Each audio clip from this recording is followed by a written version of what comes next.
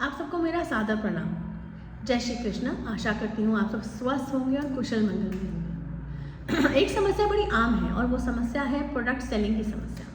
Recession का time भी चल रहा है, तो हमारा जो आप प्रोडक्ट बनाते हैं वो प्रोडक्ट बिके और राइट कस्टमर तक पहुँचे ताकि फिर से रिपीटेड ऑर्डर्स आए। अब ये समस्या थोड़ी सी आम हो चुकी है, तो ये जो वीडियो हम बना रहे हैं ये सिर्फ शॉपकीपर्स के लिए नहीं है, बिजनेस ओनर्स के लिए है, इवन जॉब जो करते हैं उनके लिए, ये सबके लिए है। क्योंकि एंड ऑफ द डे चाहे हम किसी भी कंपनी में काम करें, बेचना हमें प्रोडक्ट ही है। चाहे हम एयरटेल के ऑफिस में एक सिम ही क्यों ना बेचें। तो ये चीज़ समझने की है कि हमारे को एक right kind of customer attract हो और जो कस्टमर आ रहा है वो हमारे प्रोडक्ट से रेजोनेट कर पाए।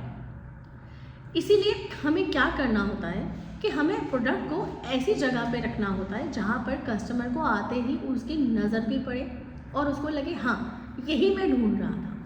तो जनरली अगर आपने नोटिस किया होगा कि होता क्या है, जब भी आप किसी शॉपिंग के लिए जाते हैं, चाहे आप कपड़ों की शॉपिंग के लिए जाएँ, बच्चों के लिए बाइसिकल लेने के लिए जाएँ, इवन छोटी सी चीज़ें ग्रॉसरी शॉपिंग के लिए भी अगर आप जाएँ, तो आप क्या देखते हैं सबसे पहले? शो विंडो कि दुकान का कहते हैं ना मत्था कैसा है, या उन्होंने बाहर डिस्प्ले में आइटम्स कैसी रखी हुई हैं, आपकी तरह के प्रोडक्ट्स हैं कि नहीं हैं। अब लेडीज़ के साथ बहुत जनरली हो जाता है कि अरे मैं एमडीएच के मसाले यूज़ करती हूँ तो एमडीएच के ही ज़्यादा होने चाहिए, किसी को कैच यूज़ करना है तो उसके लिए कैच ही होने चाहिए। इस तरह से आप एक शॉप के अंदर जाते हैं। जब आप उस शॉप के अंदर जाते हैं तो ज़रूरी नहीं है कि आप उस शॉप से सामान खरीदें। ऐसा क्यों? बड़ी अचंभे वाली बात है ना।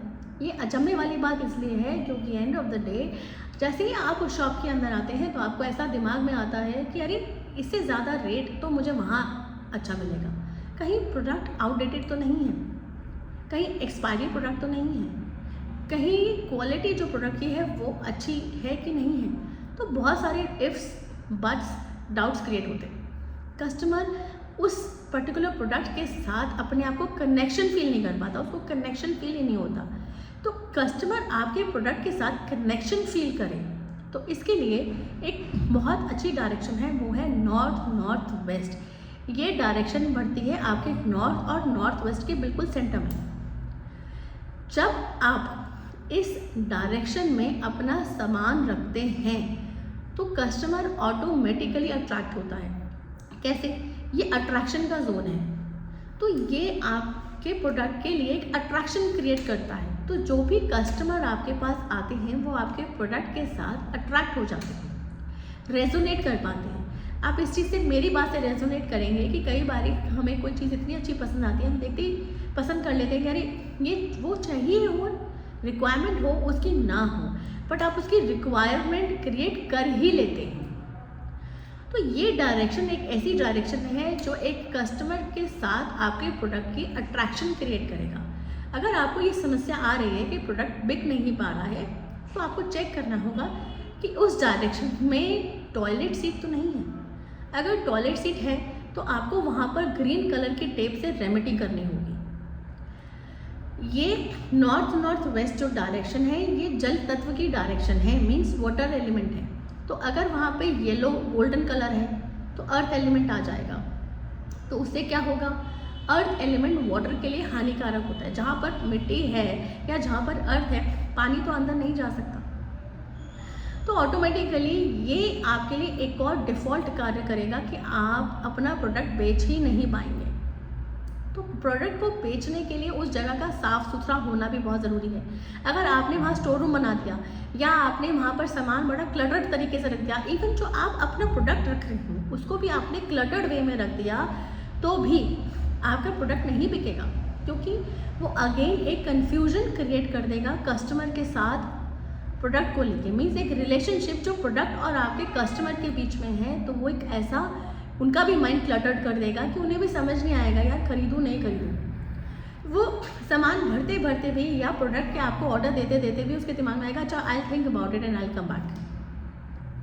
तो I think about it and I come back ने क्या करा? आपके कस्टमर को बाहर ले गया।